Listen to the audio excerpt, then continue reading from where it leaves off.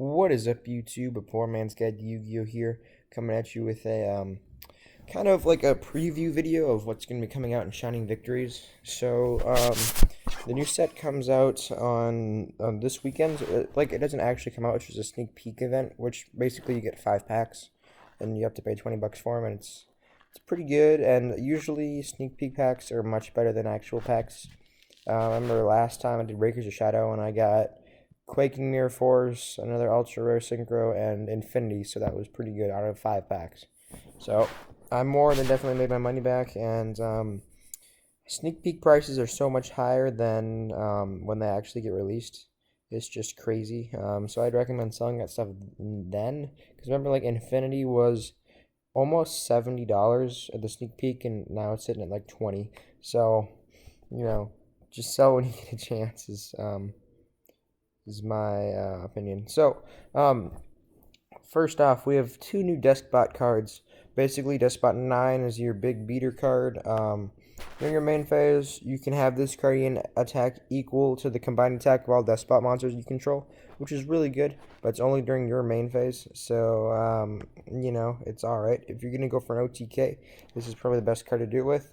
I'd probably run 1 or 2 of these in Despots, but it's going to give the deck pretty good. It's gonna probably push it over that tier 2 into probably close to tier 1 and a half. And then we've got Despot Base, which is basically like Kozmo Town. You reveal any number of Despot cards from your hand and shuffle back your deck and draw that many cards. So pretty straightforward. Then on to the new Kozmo support. Most people have seen this already, but basically, this is the only Kozmo card that I've seen that you have to have a cost for. You banishing Kozmo monsters from your hand whose level equal 10 or more. So it's kind of like a ritual summon in a way. And then you get out the big card and it can't be destroyed and all other fun stuff. And then during your player's turn, when a spell card is activated, you can banish one Kozmo monster from your graveyard. And you get the activation and destroy it. It's somewhat like an Material Beast, but not as good, obviously. There's a 4,000 beater that is not going to disappear, and when this comes on the field, unless you can like spin it with Ignister, I don't really see it going anywhere. So that just makes Cosmos even better and more expensive. This would probably be a secret rare. Despot Base is a rare, I believe, and Despot 9 is a common, because they've all been commons. Then you've got the Cosmo Walker. Not really too many people are going to end up playing this. It's alright. If a Cosmo monster you control be destroyed by battle or card effect, you can destroy another Cosmo monster instead. So it's like, eh. And then, of course, you got the switch out effect like all the other ones do. And this is a secret rare. I'm thinking it's like the Darth Vader witch lady from the Wizard of Oz. It's weird how they fused those two together. But basically, during either player's turn, you can banish this card to special summon 1 level 6 or higher Cosmo monster from your hands. So it's a pilot, obviously. It's a level 5 pilot, which is like the opposite of Slip Rider, which is kind of helpful. You can only use the effective once per turn. During your player's turn, when another monster effect is activated, you can pay 1,000 life points and get the activation if you destroy that monster. So it's once per turn, which is good. It's not like repetitive, but 1,000 life points is a pretty big chunk. But if you're doing it against like a Dante or something like that, then it's pretty solid. And nobody's going to play this, I don't think. Cosmo Card Lion, which is during your player's turn, you can manage this card. So summon 1 level 3 or higher Cosmo monster from your hand. So it's a pilot, and then you can pay 500 life points and target 3 banished Cosmo monsters and return them to your graveyard. So it's basically like a return from a different dimension, and then it burns you for 500 for each. So it's kind of like a reverse bar in a way. So it's okay. Maybe run it out of 1 of, because the bird damage is kind of nice, but other than that, it's okay. And this card is just stupid. I'm sorry. It just makes this deck a whole lot better, and it makes it so you can't deck out. I guess that wasn't really an issue, but this just reuses your stuff so easily. Monster Destroyer battle with Cosmo monsters you control are shuffled back into your deck instead of being sent to the graveyard, which is just the dumbest thing in the world. You can banish this card from your graveyard this turn. The first time you would take battle damage involving Cosmos, you can gain it instead. It's crazy, man. I don't know. It's gonna be like because it just says battle. It's not card effects. If it was card effects in battle, that'd be just insanely dumb. But it's just gonna end up being like you're gonna have to play almost main deck or side deck for sure. Side deck two Dark Holes and a Regeki when you're playing against Kozmo because you just want to get that stuff in the graveyard and the stupid stuff isn't gonna go in there now with this card. So whatever. It's probably a common honestly. Just the majority of stuff for Cosmos, except for probably the Dark Lady and the Dark Planet, will be commons. I can see Walker maybe being an Ultra or a Super.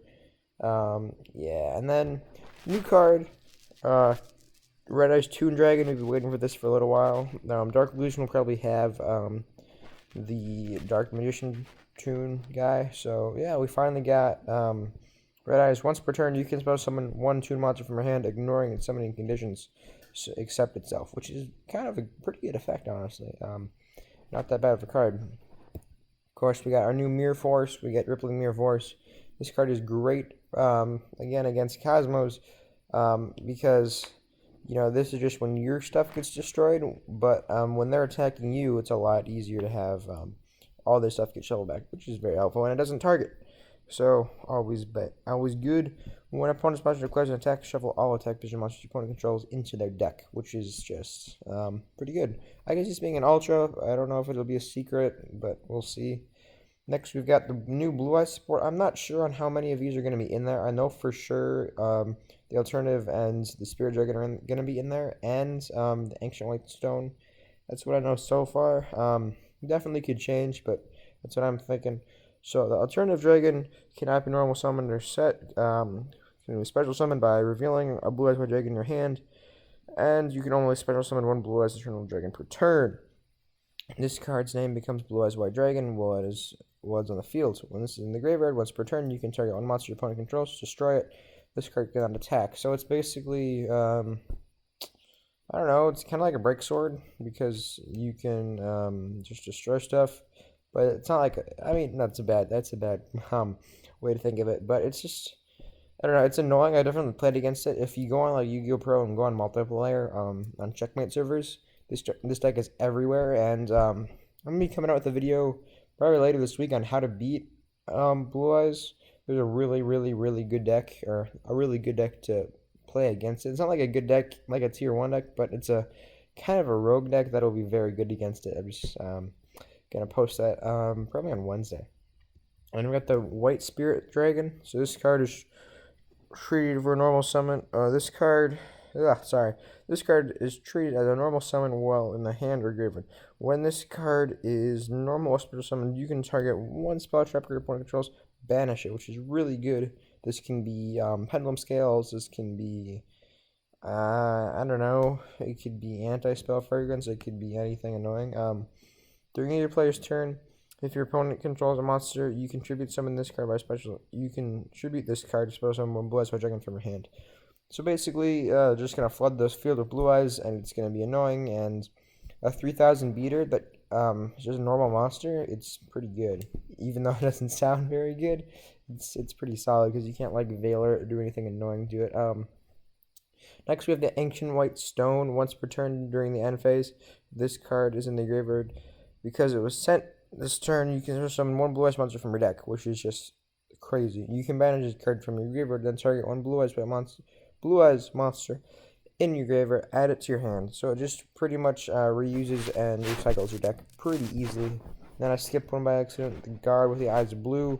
This card's normal special summons, or normal summon, you can special summon one level 1 light tuner monster from your hands. So basically it's just probably getting out this guy. Basically these guys can use similar type of thing.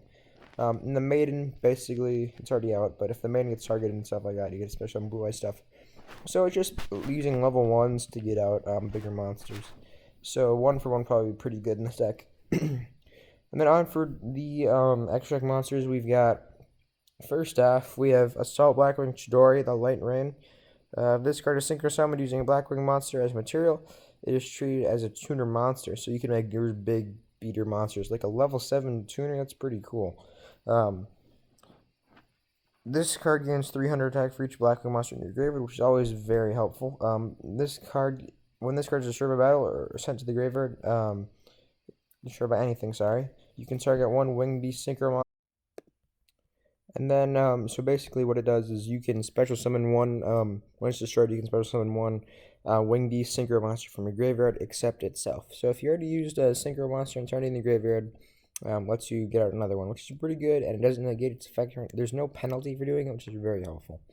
And for the last synchro monster, Crystal Wing Synchro Dragon, I can see this card being expensive for sure, and at least an ultra, if not a secret.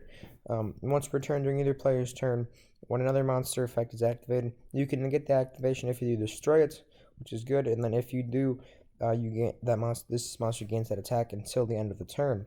So that's just a super plus right there.